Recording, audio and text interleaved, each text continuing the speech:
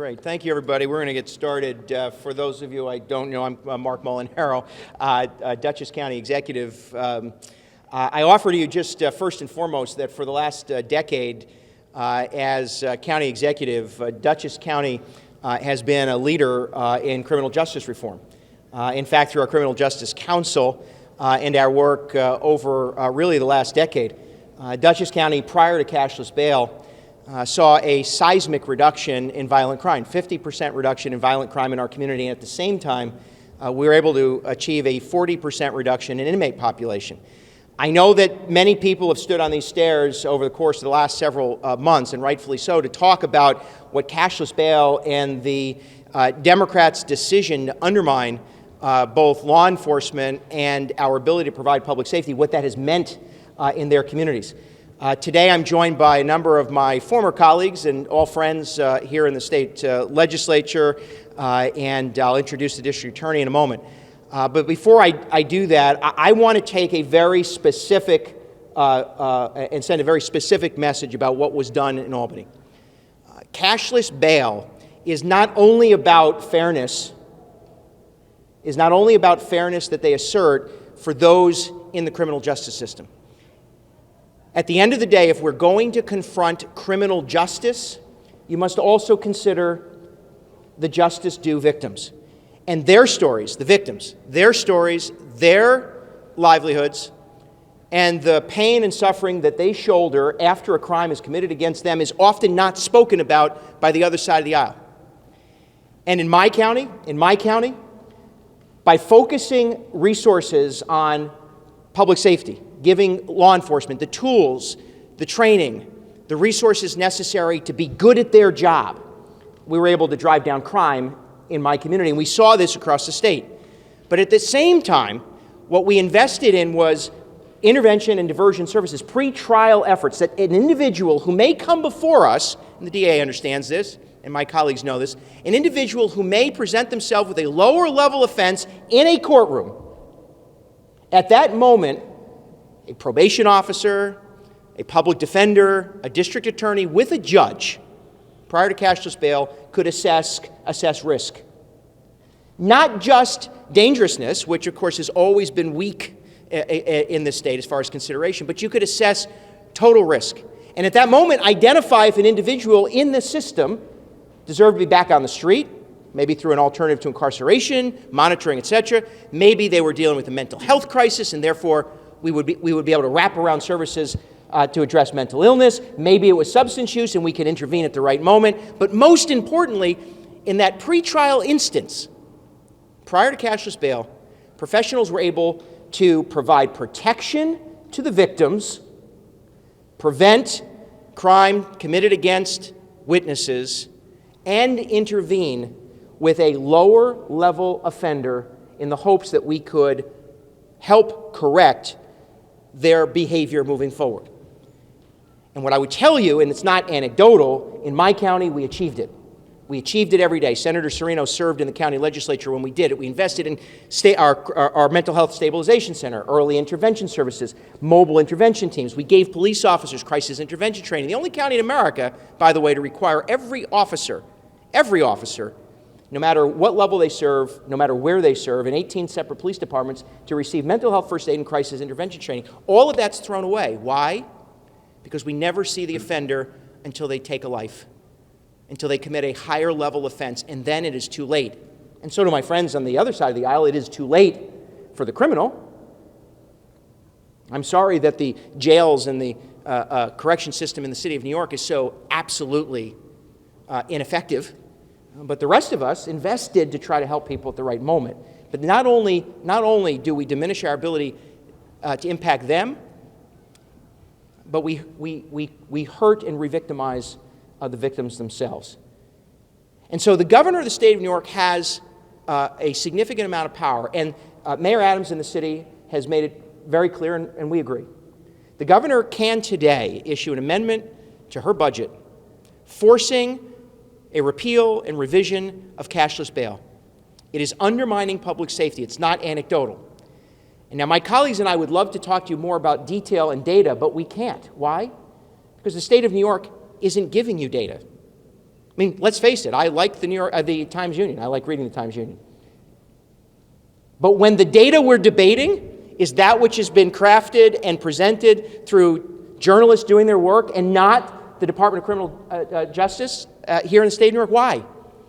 From the second cashless bail was implemented, we should have been evaluating, as County Executive Bruce Blakeman has asked, and I will ask today in my county, we ought to be evaluating the data every day, who would have been and not on the street, who would have been in mental health services or not, who would have been victimized or not. And we can't do that because the state and the governor is slow rolling accessing that data. Why? Because when you get into it, you realize that they have compounded a problem. And lastly, let me say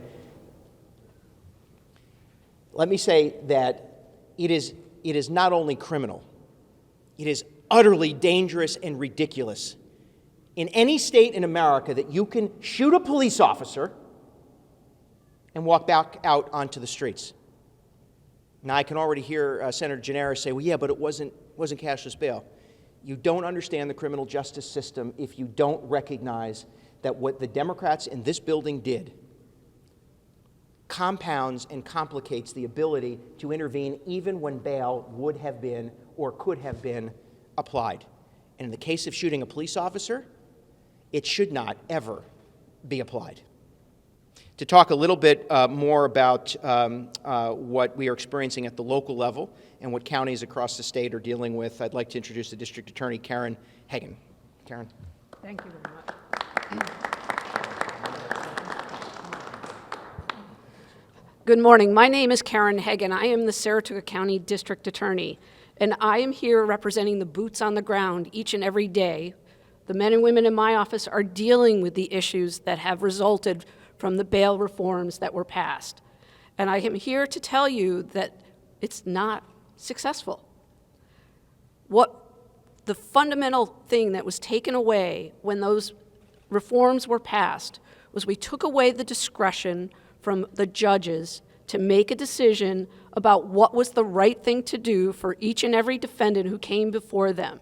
We elected these men and women in our communities throughout this state because we trust them, we admire them, and we respect their knowledge and their breadth of information regarding their communities in making decisions and assessments as to what is the right thing to do for the community when it comes to bail for someone who is accused of a crime.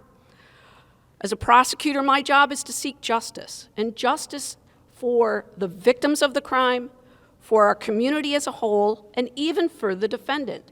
And when all of those things are balanced together, my office is called upon by statute when someone is charged to provide a court with a bail recommendation.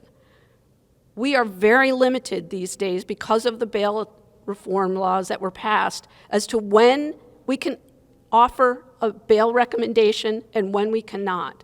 And just like the challenge that was discussed as it relates to statistics is evident in my world, I'm here to talk to you about what happens every day. I just came from the Monday morning staff meeting I have every Monday morning to go over with my entire staff the calls from the weekend. And during those calls this weekend, we heard reported on not one, but two different cases where someone has charges pending in not one, but two other municipalities dealing with offenses involving domestic violence. And those people had been previously released, which they're entitled to based upon what a judge would make an assessment with, but they came to our community, to a separate community, and committed new offenses. And because of the situations, they again were released over the weekend. Now, these involve instances where someone keeps offending against the same person. Now, did that happen before? Yes. But the tools and the abilities to address those things was much more available and widespread and was at the discretion of the judges who saw these individuals. That's not happening at the same level anymore, and that's a real challenge. There are other instances where people were charged over the weekend, and because of their prior criminal history, the local court judge could not set bail, and they were offenses which were not violent in nature. And so we continue to function in a system that just doesn't make sense. if we could just return the discretion to those wise men and women we call judge, Your Honor, to make those proper assessments, our county and our state would be in much better circumstances. And I know and respect the people here who want to make sure that those tools are available to the judges. I hope that can happen, and I hope it can happen soon. Thank you.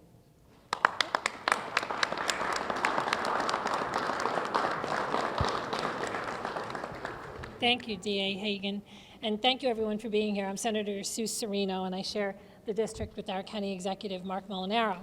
You know, in the fall of 2019, I held a press conference here in the Capitol, flanked not only by law enforcement and district attorneys, but also by victims' advocates, notably domestic violence victim advocates. At the time, we warned that in the rush to reform, the majority was putting victims, especially vulnerable domestic violence victims, directly in harm's way by prohibiting judges from considering dangerousness when determining whether an individual should be held pre-trial. Today, over 2 years later, headline after headline continues to prove that our concerns in 2019 were well-founded. And these changes to our bail system are leaving victims vulnerable and eroding public safety. A recent analysis by the Times Union pointed to a case where an individual was repeatedly released from custody or released on a low bail amount, despite violating orders of protection at least 8 times in 2020. According to the Times Union, it was not until December of 2020, 9 months after his first arrest for breaking into the woman's residence and violating an order of protection, that a judge ultimately ordered the defendant to be held without bail. That decision came only after he had broken into her residence 3 other times. Any law that allows a known abuser to continually harass their victim in this way is clearly broken. And this is just one of many, many anecdotes that we all hear from those on the front lines working to protect victims and keep our communities safe. And no one here today believes that any New Yorker should be held behind bars because of the inability to pay. But all of us today here believe that ensuring public safety and protecting the most vulnerable among us is a fundamental function of government, a function the state is absolutely failing to perform. To not consider dangerousness is irresponsible and negligent. I still carry the bill that I introduced back in 2019 that would give judges the ability to do this, and I urge Governor Hochul to do what's right and include this language in her 30-day budget amendment. It's far past time for our colleagues in government to take a hard look at their bail policy and put the safety of the people they serve over politics. And the bill number is Senate Bill 6947 for the media here today. And thank you for being here. Thank you.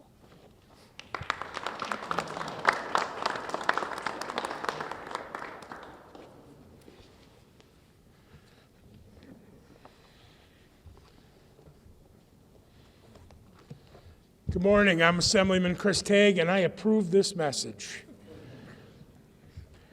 We're here to speak on an issue that should have been addressed long ago, long before our streets became dangerous places that they are today, and before countless New Yorkers suffered through violence at the hands of criminals who should have never been back onto our streets to begin with. The numbers and the news reports don't lie. And it's this policy that, if it's allowed to persist any longer, it will be at the cost of lives and well-being of innocent families who just want to live their lives in peace. Judicial discretion is a key component of our legal system, and bail reform has cast that aside entirely in favor of radical policies that help criminals and put everyone else in danger.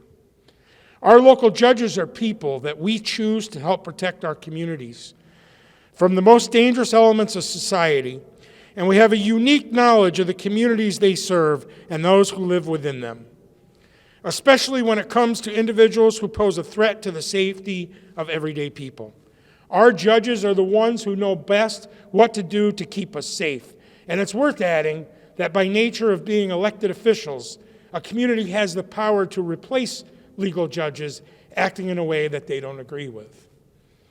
By tying the hands of our judges bail reform has deprived our communities of the means to keep dangerous people at bay. Across the political spectrum, we owe it to our constituents to put practical concerns before ideological or partisan ones, and do what is right to keep people safe. The maintenance of public safety is not something that should be political, and Governor Hochul's failure to act, even when faced with bloodshed throughout our cities, reflects a negligence on her basic duties as our state's leader. The longer this law stands, the more people are going to get hurt. So let's put politics aside and do what's right for all of New York. Let's end bail reform, restore judicial discretion, and make crime illegal again in New York State.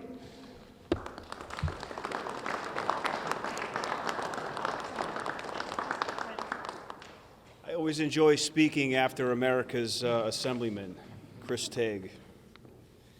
County Executive, thank you for being in Albany today. We appreciate it very much. District Attorney, we appreciate you being here as well to lend your voice to what is certainly a very important issue. 3 years ago, many of us stood on these steps and talked very specifically about what the dismantling of the criminal justice system would look like. We said that you will see violent spikes in crime. You will see violent offenders being released back into the streets, and you will see countless victims being a byproduct of the dismantling of the criminal justice system. But unfortunately, those in leadership in this building, in this State House, those in leadership in City Hall, they continue to sit in their ivory tower, and their heels are just as firmly dug in today as they were 3 years ago, and their heads are buried just as deep in the sand as they were 3 years ago. You know, they say doing the same thing over and over and expecting a different result is the mark of insanity. So what keeps Albany's failed leadership standing by these same failed policies, in my humble opinion, is not insanity. It's political calculus. It is them measuring the way that the political winds are blowing. But most importantly, it is a willful indifference to the truth. And frankly, it is evil, because the only people who lose are hardworking, honest New Yorkers. So I'm in awe of two things as I stand here today with my colleagues at this podium. I'm in awe that leadership continues their reign of incompetence and their ability to, frankly, stand by idly while we're seeing so many victims suffer. What they're choosing to do, rather than put people before politics, is appease their political donors. They're looking to appease the far-left activists that threaten to primary them. Now, you will hear this, I'm sure, today. The fearmongers, they stood on the steps, and they talked about their political talking points or their partisan rhetoric. It's neither of that. It is not fear-mongering. It is not partisan talking points. It is the reality of New Yorkers across this great state. And the truth of the matter is that the only folks that are fearful are leadership. They're fearful of losing their death grip on the power that they have. Now, most importantly, I'm in awe of something else. That is the brave men and women of law enforcement who continue to put their uniform on every single day. They kiss their wives, their husbands, their children goodbye, and they do their very best to go out into our communities and protect and serve the community. Some in Albany, unfortunately, have made it endlessly more difficult for them to keep our communities safe. Yet, they continue to carry on about their duties in doing what they love. And they all do this. Think about this for just a moment. They continue to do this while the spineless and indifferent bureaucrats in this building continue to make the streets more dangerous. You know what? They continue to do this while their brothers and sisters who wear the uniform are attacked, injured, or killed, like we recently saw in New York City. They haven't given up protecting us, and it is the position of the people standing behind this podium today that we're not going to stop continuing to fight for them. nor will we continue to stop fighting for the people who call New York home. I'll make one last point to the men and women who wear the uniform, and I know that there are tens of thousands of them that do this selflessly every day. I've said this before, but it bears repeating. It may seem, by way of the policies that come out of this State House and the policies that come from City Hall, that no one cares about you. But nothing could be further from the truth. There are, in fact, countless people who work in government, people like those standing behind this podium that care about you and that will fight for you every day. Thank you.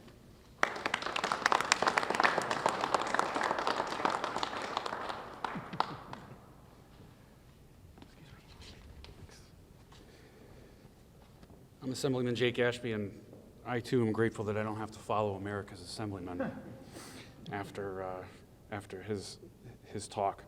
I'll be brief. I agree with much of what's been said today, and I don't think there's anybody up here that would state that we didn't think reforms were necessary. But when we look at the realities of these reforms, what has taken place, one thing comes up over and over again, and that's judicial discretion. And this is not a partisan issue.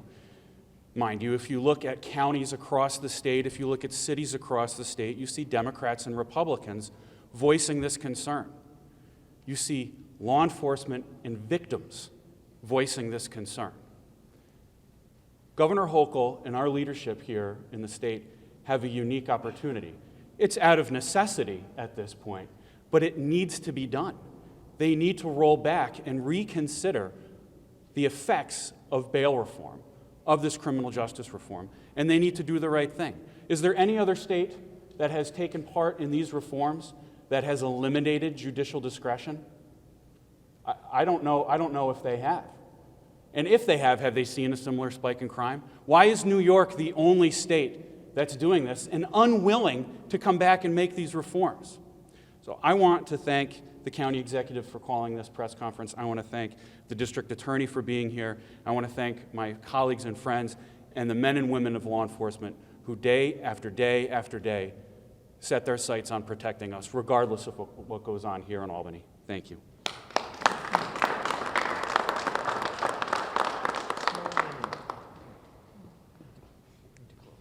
Well, good morning, everyone. I'm Assemblyman Robert Smullen. I represent the 118th Assembly District, which has 46 towns, 13 villages, 2 small cities in the Mohawk Valley and the Adirondacks.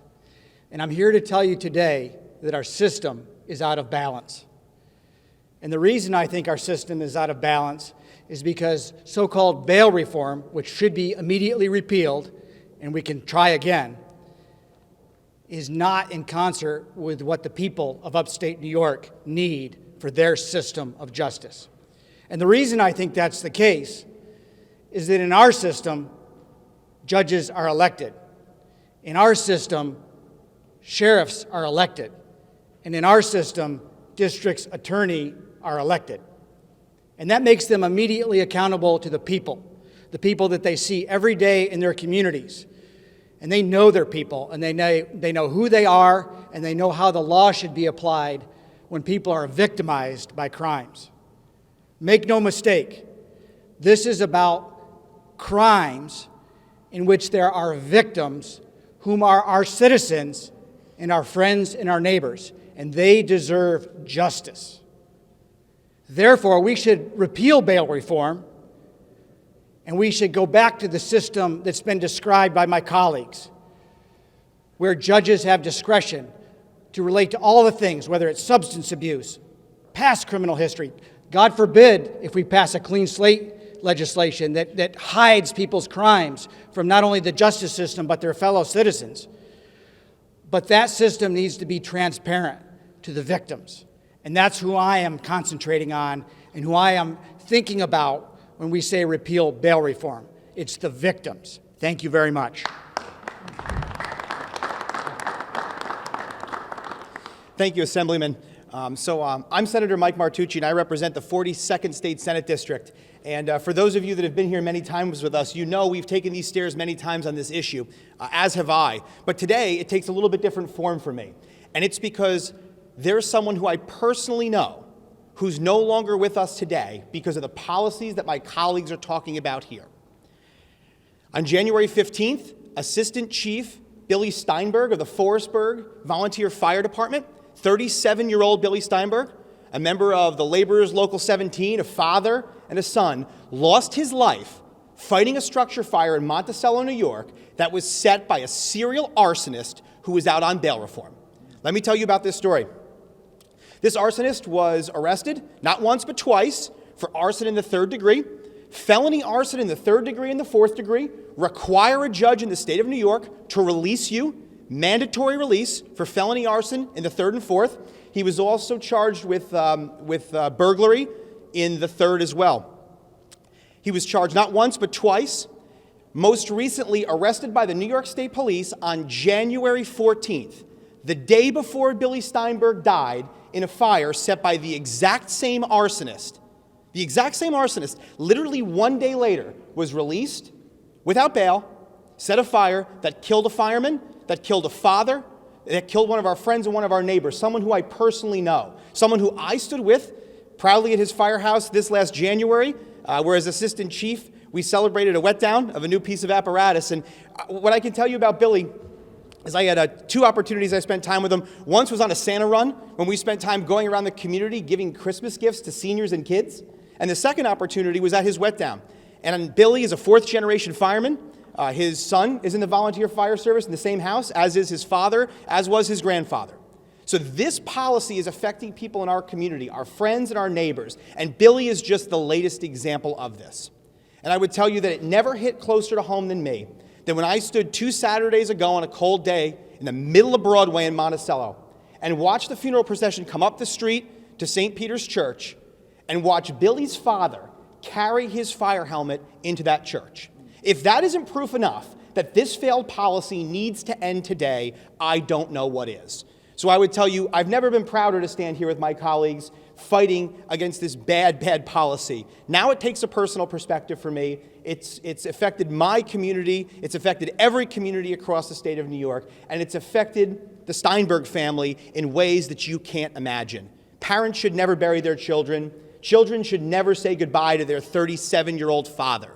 And our volunteers who bravely protect our communities across the state, our volunteer firefighters, shouldn't have to put their lives at risk because of bad policy from this building. So I look forward to continuing to fight this fight with my colleagues as we stand here together, because we have to do it for the victims. We have to do it for people like Billy Steinberg. Thanks, Marc. Thank you. Certainly there are no words that I could add to that tragic experience. Governor Hochul has the ability today to bring this to an end. A week ago, she suggested that she wasn't going to cave to political pressure. This is not a question of political pressure. This is a very simple issue of doing what is right. Law enforcement can't do its job effectively enough, and their lives are at risk. Victims live in fear because they know immediately they can be re-victimized and that justice may never be served. Even offenders are losing valuable moments to perhaps get on a path toward greater independence and success away from crime. The people we entrust in our district's attorney, in our judicial system, are having their hands tied. They're not given the resources or the tools necessary to do the work that helps to save lives.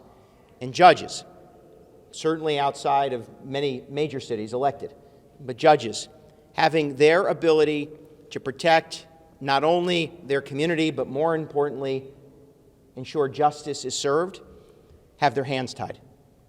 The governor can immediately amend her budget to demand a repeal and revision of cashless bail.